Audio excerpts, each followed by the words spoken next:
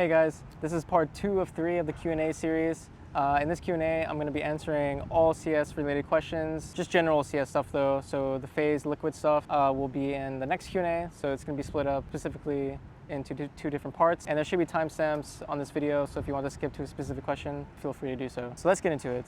First question is, how long was the journey for you to get to your first professional LAN event, and what were the hours grinding like? I mean, honestly, playing pugs as a kid, I mean, it consumed a lot of my time. I mean, I was definitely a pugger, a DMer. I was playing CS in pretty much every way. It's hard to estimate how the hours were like compared to now. But yeah, I was definitely grinding. Getting to the first LAN event, I'd say first big LAN event was, I think, one of the first ECS seasons, international events. Yeah, I mean, actually, no, I'd say the first LAN event was a major qualifier. And getting there was, I don't know, looking back at it, it's actually super hard to remember. I just know it took a lot of commitment and time, and at the beginning, everything was super new and weird.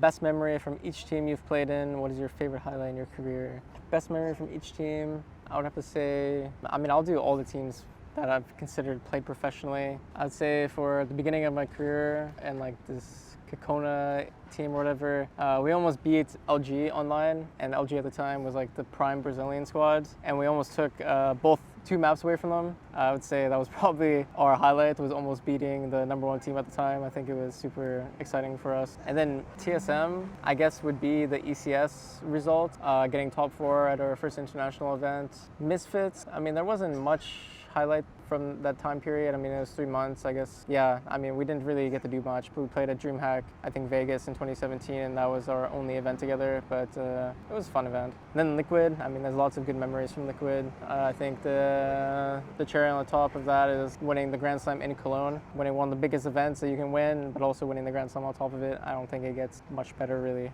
And then FaZe, I'd have to say the Major or Cologne as well. I mean, it's hard because it's 3 very key moments in our team. I mean, I could easily pick Katowice, Cologne, Major, or the second Pro League win to secure the Grand Slam. I think all were equally challenging in some way, but I would have to pick Cologne again for the phase one, because I mean, the best of 5 final against Navi is, you can't compare anything to that. Who's your favorite teammate ever and best teammate ever mechanically? That's tough. It's really tough to pick, really. I would say one of my favorite teammates ever would be Nitro. I just get along with him super well. Mechanically, I mean, it's hard. I've played with a lot of good mechanical players. Probably, I mean, maybe Robs or Rain. Both of them are extremely good mechanics, and they have completely different skill sets too, so it's really nice to watch them. What's your favorite tournament you've played in, and why? I don't know, I feel like Cologne every year is just it's fun to play. I mean, Cologne for me is the most prestigious event in the game, and ESL definitely makes it feel that way every year, so for me it's Cologne.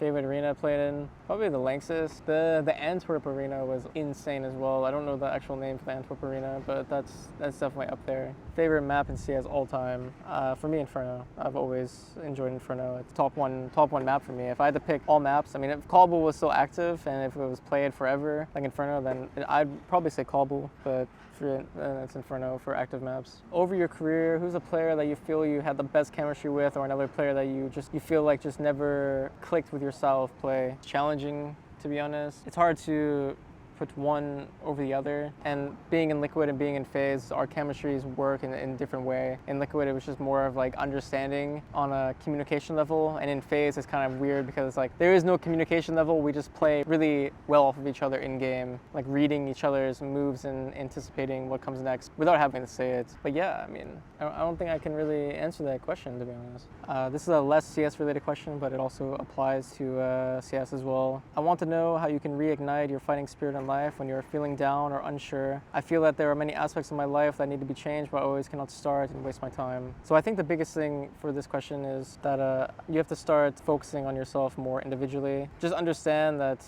you know, this feeling is temporary, and it's good not to overthink things, but it's important that, you know, you focus on yourself more in life on an individual level. Do things that make you happy, you know, do things that you're passionate about. When you're at a state like that in life, you cannot give so much of your energy to others. You really need to try keeping it in for yourself, and ultimately, you know, do what makes you happy, even if that, you know, at the end of the day, it's your happiness, right? And other people, if they really understand, they're going to stay in your life.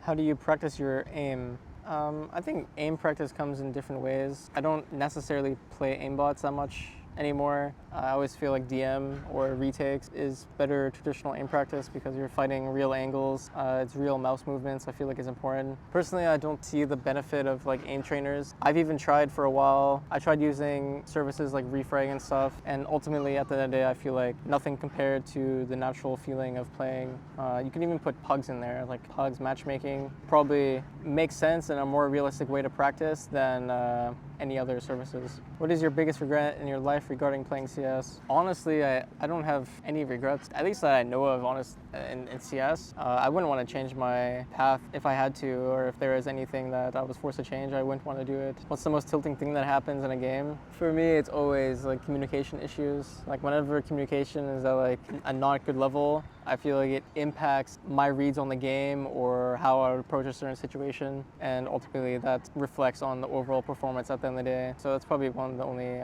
things that is really tilting for me. How do you fight bad habits in CS? The best start to that is recognizing your habits. If you don't recognize your habits, then they're not going to be fixed, and keeping yourself accountable. Those are the only two things you really need. Pro players you enjoy, excluding current and past teammates. I really like Flames. I think Flames he's a really nice kid. He's a really good player. Yeah, I just like him. Do you consider this year as a success? It's hard to really weigh success. Considering we did win an event and we finished off the Grand Slam, I think for a lot of teams, that would be considered a success because winning in CS is extremely difficult. So yeah, I mean, I can consider most of the year a success, but it's definitely realistic that we have not been up to our skill level. We have not been accomplishing what we should be able to as a team. So some of the results are definitely disappointing, but on an overall year basis, I would consider that we got a big goal done in the team. I think that's actually it. So the sun is currently setting, and I think that means that we're gonna wrap up the video, getting darker here. Luckily, there's still tons of more questions to be answered, so you can expect to see that. If you like this video, make sure to like it. If you want to see more videos like this in the future, make sure to comment about it so I can, read it. And if you want to follow me, make sure to subscribe. See you guys later.